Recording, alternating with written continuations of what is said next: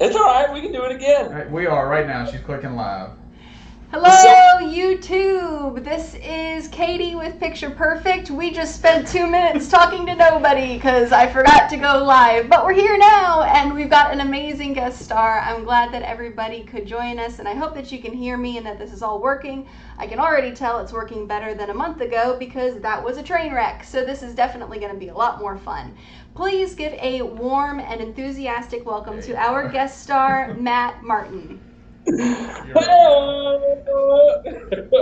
Katie, Brandon, thank y'all for having me. Super glad to be here, and glad we get to do this part 1 and part 2, because the second time you get to make up for all those self-deprecating jokes and mistakes first chance. First go round. I am definitely skilled in the self-deprecation. That's kind of a reflex skill of mine. So we're really excited about this live event. Matt, if for anybody who's watching who for some reason doesn't already know, is a rock star in the international fertilizer industry, which is pretty crazy. He has a very successful YouTube channel called The Grass Factor. So as soon as you're done here tonight, you have to head over there to check it out because it's got amazing content that is super accessible to educate you on everything that you would possibly want to know about the mechanics behind a lot of soil amending properties, as well as just how to make your grass look good. And that's the whole reason that we're here in the first place, isn't it?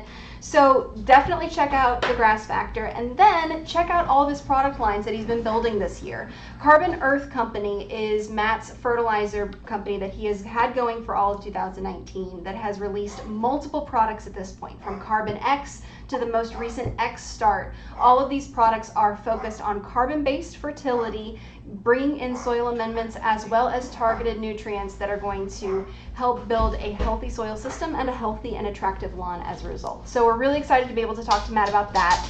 We're going to work with the dogs that exist in a family-owned business, and that's what Brandon is dealing with right now. But we're going to be moving through tonight talking about Carbon Earth and carbon-based fertility. We're going to talk about aeration seeding because we're underway on that service and a lot of other people in the area are as well. So we're going to answer a lot of questions that have to do with that. And then at the end of the evening, we're going to be entering into our big giveaway because Matt has very generously offered to donate a bag of Carbon X and a bag of X Start. And we are generously donating a hat as a giveaway prize as well. So be sure to stick around for that. So in terms of carbon-based fertility, Matt, can you break down for everybody a little bit about what makes a carbon-based fertilizer unique and what that mechanism is with biochar and how that actually ends up making awesome soil systems?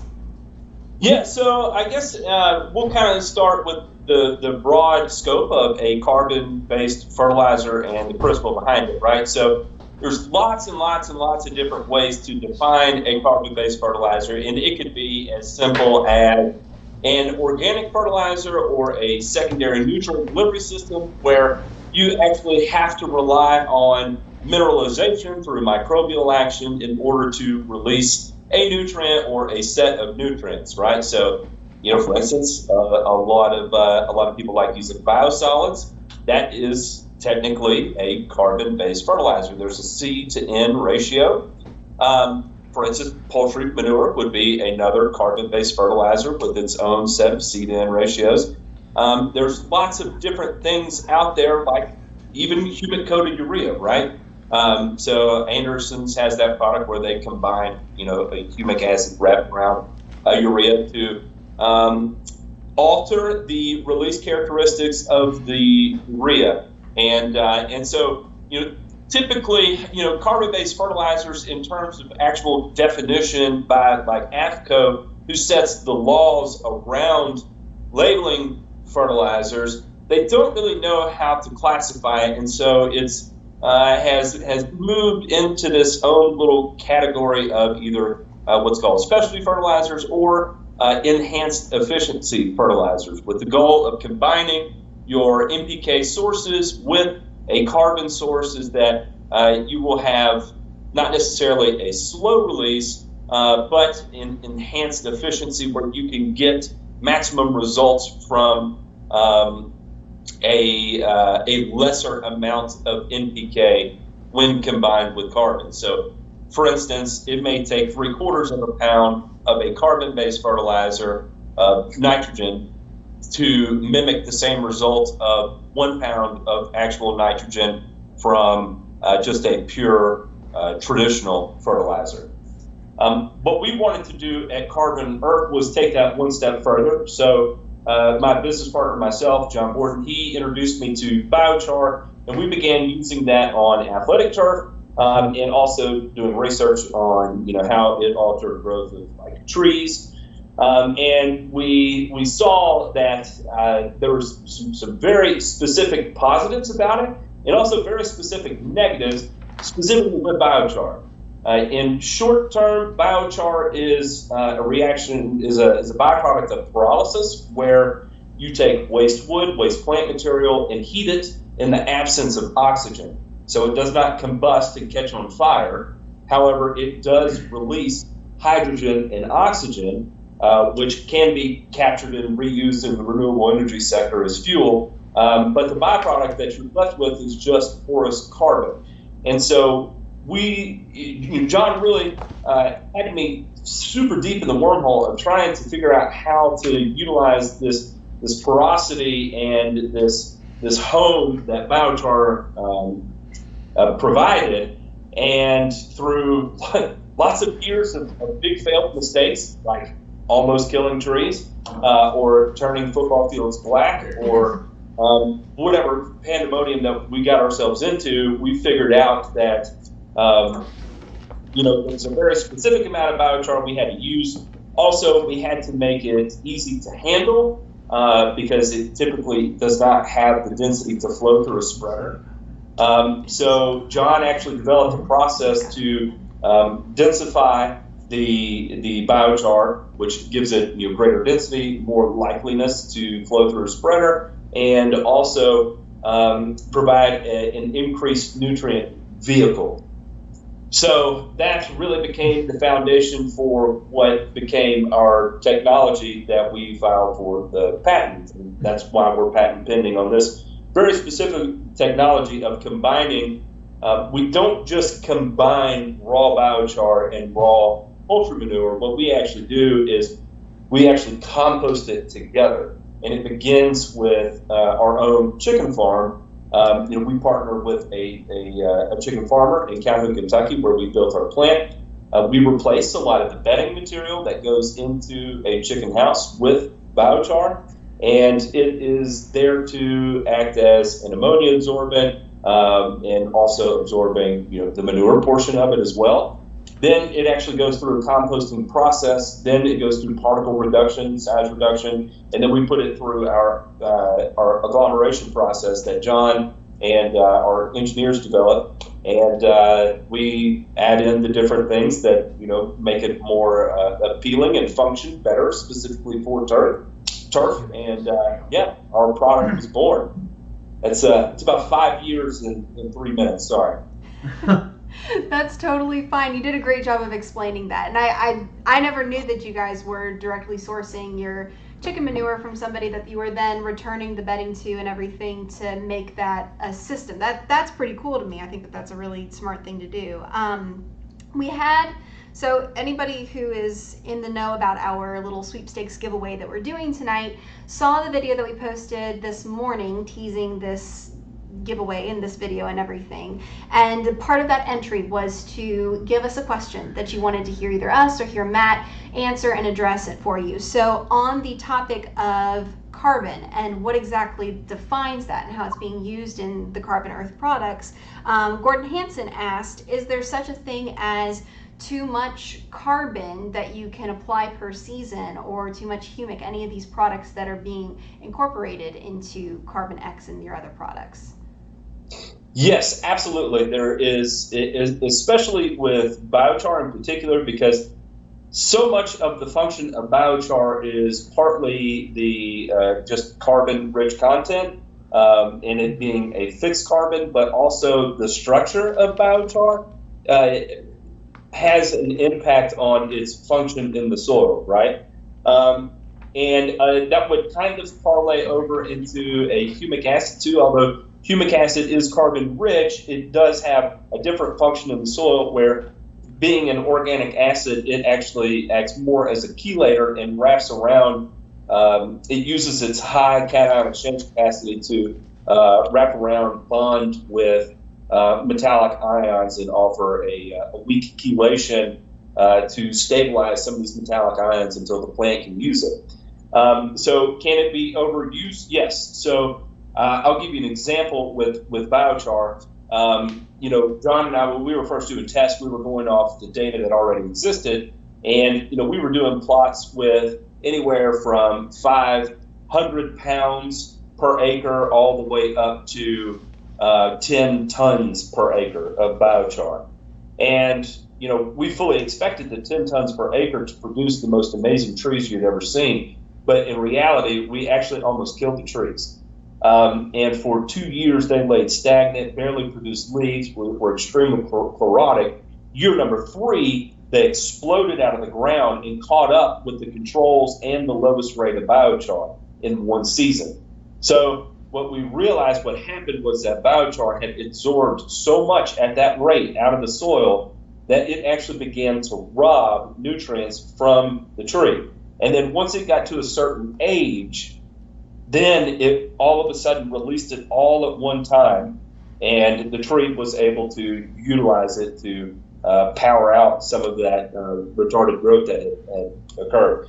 With humic acid specifically, is that the source material is almost like a coal. It's highly, highly, highly degraded organic matter to the point where it's almost coal, but not quite. And so what you're left with is, those carbohydrates and proteins that have broken down. But the part of the plant that doesn't really break down would be the lipid portion, the lignans and lipids. They contain a lot of fats, and fats don't break down very well. So as it goes through the humic extraction process from linardite, that reaction with KOH a lot of times can capture as well some of the lipids and lignans. So as you start getting into mega rates of humic acid, and let me tell you, when we're talking about those kinds of rates, if humic acid, pure humic acid were in a granular form, we're talking hundreds of pounds per acre, 500 pounds per acre of a pure humic acid. Mega rate, nobody could ever feasibly put that down or want to put that down or think that's a good idea to put down. It would be cost prohibitive at that. So you could actually develop a lipid layer at the surface of the soil where the soil would become hydrophobic, where those lipid layers would not allow for the penetration of water. Biochar can do that actually at a much lower rate. So what we had to do was basically pick our threshold that we determined through research was the line we could not cross, and then build that into the program where as long as you were running our program, we could capture the nutrient release function of biochar, but never flirt with that disaster that comes with when you're using biochar to manipulate soil structure, where you're riding the fine line between being an asset and a liability to plant performance. That definitely makes sense, and I think that's pretty interesting what you're explaining about with lipids, and that's what we learn in like 9th grade biology, right? They take a long time to break down, so that makes sense. One of the questions that we got from Grace Ortiz, hi Grace, I saw that you had said hi in the comment section that we're with live. She asked a quick question about how long does Carbon X last in the soil system? How frequently should it be applied if you're applying it to back? Okay, so I will say this, that right now, because this is such a new technology, right now we're the only company that's doing it, and being a startup, we are limited in our university research efforts by funding, right? So when we want to conduct all these tests, the first thing is you have to get a cost for how much it costs.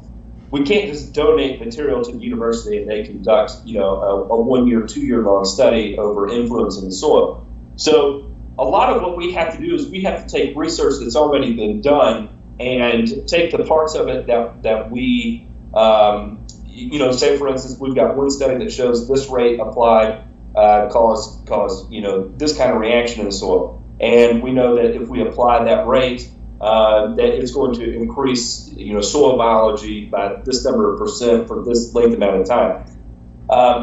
So kind of navigating that, the early research we did on biochar in general at even really, really low rates, what we saw was for up to a year, you had an extreme increase in microbial and beneficial bacteria and beneficial fungi in the soil, but it only lasted about a year. Even though biochar and carbon lasted a long time, the effects of it were actually very limited. So in that sense, we were able to take that piece of it, right, and then scale it down into a form where we could have more prediction over it. And so the way we designed it with the amount of material that's actually homogenized into the biochar, and then a lot of times we will blend in one additional ingredient to alter the characteristics of that application. So we know with just that base homogenized material, we're going to see anywhere from 8 to 12 weeks of actual measurable response in the soil by both CO2 levels as well as ammonium and nitrate levels in the soil after application. We at least know that part. And then, when we add like another nitrogen source to it, right? So carbon X has a specific homogenized urea ammonium sulfate added into it. We know that combining it with that, we can at least get 4 weeks out of that first portion, and then we can maintain what we get over those first 4 weeks with the homogenized portion that we manufacture to extend into that 8, possibly even 12 weeks. Now, a lot of that is going to vary based on soil types. So, where, you actually, this may sound counterintuitive, but where you may actually see longer visual impact would be someone with sandier soil, because sandier soils tend to perk things away so quickly from the root zone too deep that char, organic matter homogenization with ammonium sulfate, sulfate of potash, and micronutrients, it does not move through sand quickly at all. So therefore, you tend to get a longer residual in sand versus where clay, you tend to struggle to get a deep enough penetration to stay in the root zone before it gets exhausted. So we tend to get our longest reactions of, Alan did his video where he tested on St. Augustine, that actually went into 16 weeks. And then, start moving into, the northern parts of like Michigan and stuff where you're already dealing with black dirt, we're only seeing about 8 weeks there. Gotcha.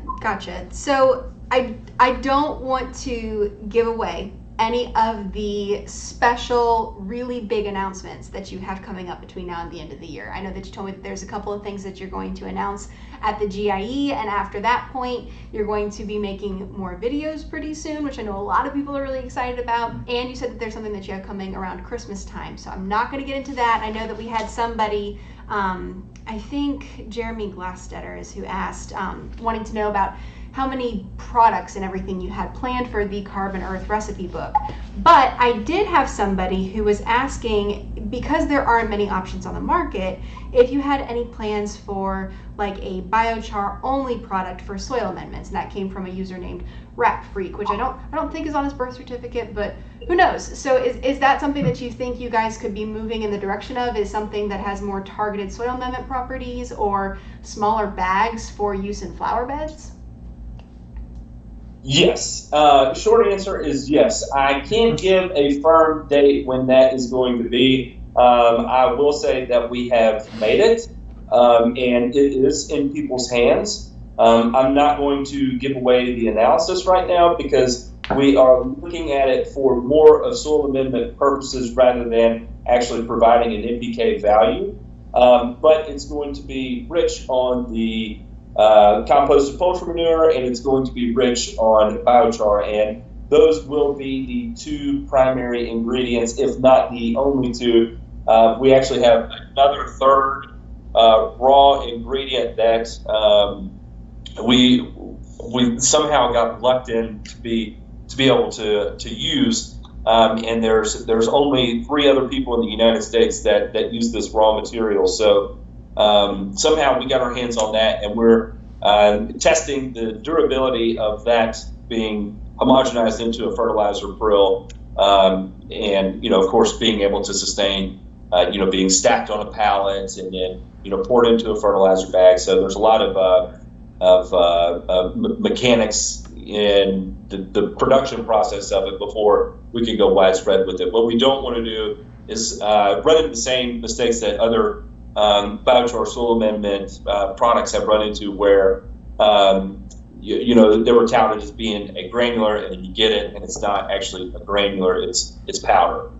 So we actually want to make sure that it remains 100% a granular when it gets to the end user and through the application process. But yes, 100%, I can confirm that is coming. That's exciting. I like hearing about new innovations in terms of that. That's always going to be exciting for a lot of people who are wanting to see what else you're going to be doing. There's a lot of questions that I know people have about Carbon X. Can you mix it with other products? All these sorts of things. We're not going to get into nitty-gritty details like that because you have a ton of information about your products, both on your website as well as on your YouTube channel.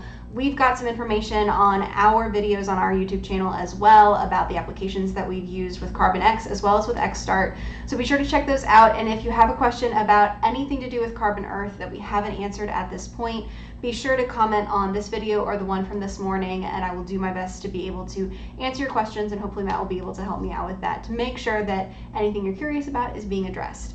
I want to move on to more fall and winter aeration and seeding kind of related questions, because I know a lot of people were asking about how Carbon X or how X-Start should be tied in with seed, as well as these other products, like should I apply fungicide before or after, what should I do? So I've got a few questions that people have asked about that.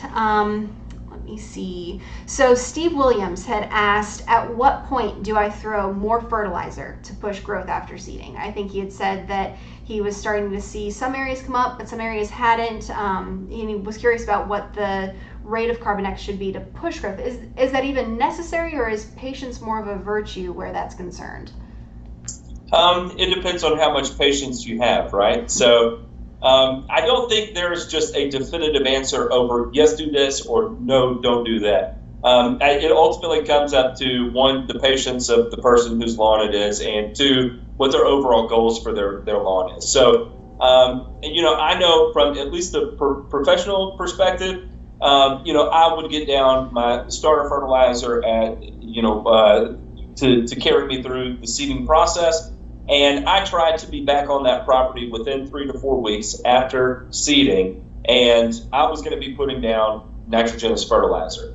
In that terms, what that would look like is, for your seeding process, you get down your application of X-Start, and you can, depending on your soil samples, you can do that in a single application. You can do that in 2 applications. Like, for instance, the Piedmont soils that you deal with, Katie and Brandon, are so extreme on the phosphorus deficiency scale that that's why 2 applications would be more necessary, because you may be ranging from not just 1 pound of phosphorus deficient in your soil, but you may be anywhere from 2 to 4 pounds of phosphorus deficient in your soil. So the important part there is, based on your soil test, use your phosphorus to be your corrective action, and also get that seed established. Then that 3 to 4 weeks, say you've got 75% germination, it's up 2 inches, something like that, have at it. At that point, it's no longer time to be nervous about it. And what I would recommend is anywhere from a half pound to 3/4 of a pound. So 2 to 3 pounds per 1,000. If it were me personally out treating properties, I would have no reservations at going at 3 pounds per 1,000 with Carbon X 3 weeks after seed. Awesome, thank you, Matt. And I guess the idea of good practice then would be to have the X-Start, right before at the time of seeding, and then have the Carbon X ready to go within a month after it's put down. Outside of fertilizer, Jerry asks, what is the best fungicide to apply with seed? Is there one that's better than the other? Yeah, so it's tough, right? So this is a tough scenario. If you are going from a bare ground application, like a renovation, it's not going to behoove you a whole lot to spray fungicide over your seed or onto the dirt, because a lot of that will become inert on impact. Your best bet would be to use an actual treated seed. So that way, as you get germination, you're actually coming in contact with that fungicide, and it systemically moves throughout the plant at the time of germination. Otherwise, your best bet would be to let it germinate and then go something broad spectrum. I always talk about azoxystrobin combined with a DMI like propiconazole, just because it is so versatile.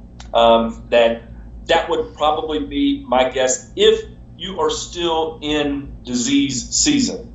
And the other part to consider to that, not to make it too complicated, but make note of actually which disease season you're in. Are you still in brown patch territory, or are you in Pythium territory? Like some parts of the transition zone right now are way beyond brown patch, or knee deep in Pythium territory. So if you are overseeding, you may want to overseed that with mefenoxam as your fungicide, or with Segway as your fungicide in lieu of an azoxystrobin and propiconazole.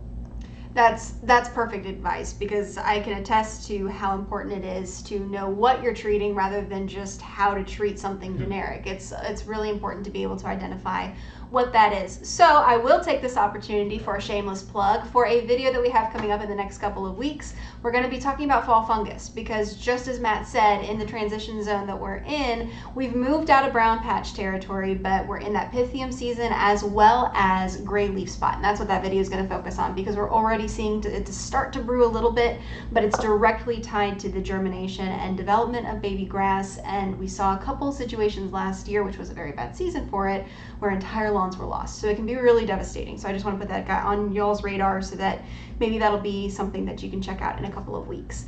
The other question about overseeding is when can you use prodiamine after overseeding and tenacity? A lot of people are interested in how these herbicides have any kind of impact on seeding success. So is there a standard protocol that you recommend in terms of killing and preventing weeds right at seeding season? Yes, and so this is, if you plan on seeding, my general recommendation, just to keep things easy and clean, is forget the prodiamine until the next spring. Just forget it. Don't even consider it. Throw it out of the window. Wait till next spring. If you want to go the tenacity route, absolutely you can. Do it at the time of seeding. It is perfectly okay to spray bare ground with tenacity because of its residual in the soil. Most pre-emergents do have that residual activity there, so capitalize on it. It's okay to spray it on bare dirt, and you can do that at the time of seeding. You can do it a week after, but I would prefer to see that at the time of seeding. Now let me explain why. Because in order to get your grass seed to germinate, you're going to have the appropriate moisture for the seed to germinate, right? If you have the appropriate moisture for grass seed to germinate, that's also appropriate moisture for weed seeds to germinate. So if you're going to put down a pre-emergent, put it down at the time you put down your grass seed, because at the same rate you're trying to get your grass seed to come up, you're also promoting the come up of weed seeds. I can attest to that as well. That's something that we talk to our clients about so much this time of the year, is because you are taking perfect care of your grass seed, you are also taking perfect care of your weed seeds. And winter weeds and fall weeds are just something that you see. So one of the things that we've been working on is introducing a little bit of a pre-emergent like that, just to kind of reduce how much is going to be breaking through. In terms of getting into the fall, a big question that I saw coming up from multiple people was what the proper protocol should be in terms of fall leaves. Obviously, raking is a terrible idea, but blowing the leaves is usually the general practice. But a lot of people are also asking about mulching the leaves up into the lawn. And that seems like a nice idea because that's instant compost and that's organic material and that's what we're going for, right? But isn't there some kind of correlation about increasing the acidity of your soil as well? Yes, it could be. And a lot of that is going to vary based on tree species, and even you have to be careful because certain trees are going to be higher in juglone, and juglone is one of those chemicals that's emitted by a tree that will actually poison plants around it, and that process is called allolepathy. Juglone is one of the major contributors of allolepathy. So one, it's important you identify which particular trees you have, and two, if you are going to, I always feel like there's a threshold that needs to be met. If you're mulching up your leaves and you look down at the ground and you can see standing piles of leaves that have replaced your site of the soil, it's time to begin blowing them back. Get them out of the way. A small amount through mineralization, the benefit there is that yes, it may have a temporary acidifying effect, but as it does get mineralized, that will buffer back out. However, if you allow it to pile up too thick and you've got a half-inch depth of mulched leaves, then all of a sudden you're talking about extreme acidification that can take place in a very long time before that can buffer back out. So yes, there is a delicate balance, and my general rule of thumb is that if it replaces the site of soil, it's become too much. That makes sense. I appreciate you breaking that down. I learned something about allolepathy. I'm totally going to look that up as soon as this video is over. I guess the last question that I want to touch on in terms of this group, I want to toss a bone to our warm season viewers because that is definitely something that you guys deserve answers to as well. And I know cool season is the focus right now because it's fall seeding season. But somebody asked us, what is the best practice to kill off winter rye in a Bermuda lawn? So if you overseed with winter rye to get some green into your lawn, come spring, how do you get rid of it? Okay, so the easiest way is I would use one of the ALS inhibitors, sulfonylureas. So probably the fastest would be flazosulfuron, also known as Katana. My personal favorite is a product called trifloxysulfuron, also known as Monument. You can also use Revolver. The benefit of those three particular products is that they're also highly effective on POA annua as well. So if you do have POA contamination in one application, you can knock out both. The advantage specifically with Katana and Monument is that they're both extremely effective on sedge control as well. So if you time the spraying out of your perennial ryegrass, say like in mid-April, as you're beginning to face emergence from your sedges, that in a single application you can knock out your POA varieties, you can knock out your ryegrass, and knock out your sedges for almost the entire duration of the season with only one application. That's awesome to know. Is there anything else in terms of seeding practices that you have seen in your experience working with clients of your own as well as with professionals who are trying to get things going for their clients? Is there a key seeding success secret that you see that really makes a difference for anybody to keep in mind? The key to success, it really comes down to two things. One, seed and soil contact, and two, the most important part of that is water. Water. And that's not always pouring more water to it, but the appropriate amount of water at the appropriate times. I would always start as just kind of a blanket statement with an irrigation system until I learned it. This is all going to vary by flow rates, gallons per minute, all that needs to be calculated out. But as a general rule of thumb, 7 a.m., 11 a.m., 3 p.m., and 7 p.m. 4 times a day, 3 minutes a zone, 4 minutes a zone, 5 minutes a zone, depending on how much area is being covered. Do you actually have head-to-head coverage, or do you just have a single rotor that's covering 360 degrees? All of that will vary how you plan your watering schedule. But what that does is that provides water first thing in the morning after going through a whole evening of no water. Then applies it right before the start of the heat of the day. It applies water at the peak heat of the day, and then it applies water at sunset, so that way it can go through the rest of the night with plenty of water at the soil surface. Awesome. Thank you for that, because that's one of the things that we're trying to reinforce a lot as well, is how important that watering schedule is. Obviously, during the summer for cool season lawns, watering is pivotal because that's going to extend your green and growth for as long as you can, despite the high heats, especially like we experienced this summer. But I tell a lot of people that if watering is an obstacle for you based on the cost or the convenience factor, if you don't have in-ground irrigation, and you decide not to water during the summer, you should still invest in watering in the fall once that seed goes down, because it really makes a difference. So with that in mind, I'm going to dial down the questions for now, unless there's anything else that we can think of that seems like something good to talk about. But I want to be sure that we get to the giveaway that we have planned, as well as a really quick shameless plug, because this is my channel and I do what I want. In the comment section, I am sharing a link because we are in the running right now as a local business for a quality service prize with a newspaper group. So if you could do us a big favor, they don't care where you're from, just go ahead and vote for us in that. We are Picture Perfect Lawn Maintenance and we do our best. So with that in mind, I have a very old school method of measuring who has entered the sweepstakes. I know that they make like these fancy dancy little programs that you can link to your YouTube channel, and it'll just randomly draw a commenter's name, but I don't know how to use them. I do know how to write, and I put some names on pieces of paper, and one just fell out, so that won't be fair.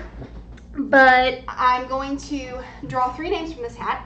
The first person that I'm going to draw is going to win this hat, which is a Picture Perfect hat, and we will send that to you. So if I draw your name because you are subscribed to our channel and you commented on the video from this morning, you can expect either this hat or a bag of Carbon X or a bag of X Start. And obviously the hat is the best prize.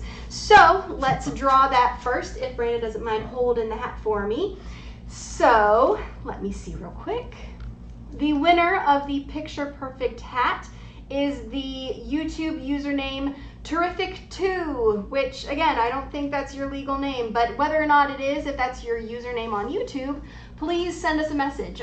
There should be a way for you to privately message us on YouTube, or you can email info@pictureperfectlawn.net with your address so that we can mail you this hat. So the next prize that I'm going to be drawing for is a bag of Carbon X, which for a lot of people, this is a hot commodity. So I hope that it's something that you're looking forward to winning. Matt, do you want to tell everybody really quick about the prize that they're about to win? Yeah, so Carbon X was our flagship product that we came out with. And just real quick, I have to say, you talk about it being, I cannot thank everybody enough for the support of what we undertook. None of us come from this side of the industry. It's been navigating uncharted waters, and it's been one hell of a roller coaster. But we're so fortunate to have the team of guys that we have, to have the support of the users that we have, and even the support of our investors to continue to put the money into our dream to be able to live up to the expectations of our users. And so Carbon X being our first flagship product, it always holds a piece of my heart. It's a very exciting, in your face, there's no doubt you applied it type of product. So congrats to whoever wins this. Awesome. So here we go. Alrighty.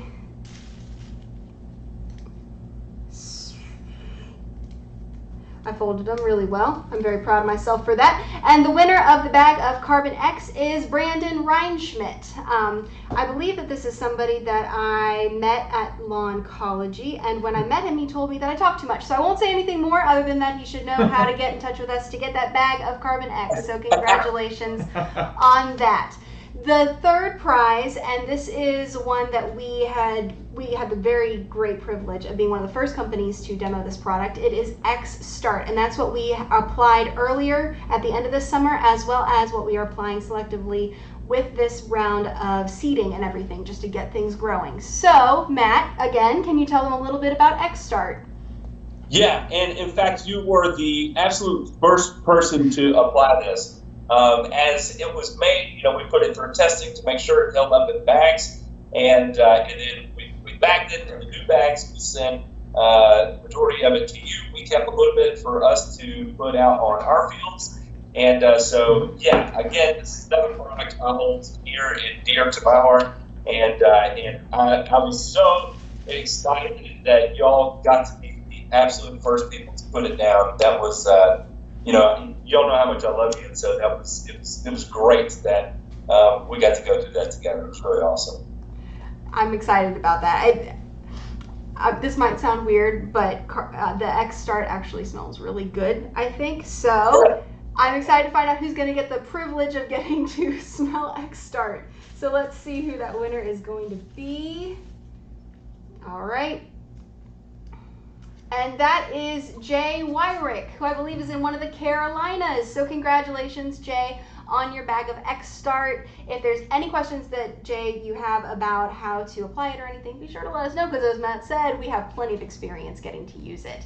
So that breaks down that sweepstakes. I hope it was as exciting for you as it was for me. If there's anything that you have questions for in terms of carbon earth products or your fall aeration and seeding products, anything that we need to do for the end of the year in terms of fertilizer services, give me a shout, give Matt a shout, let us know. We're here to help. Brandon's here to help. He just doesn't say much because he's shy.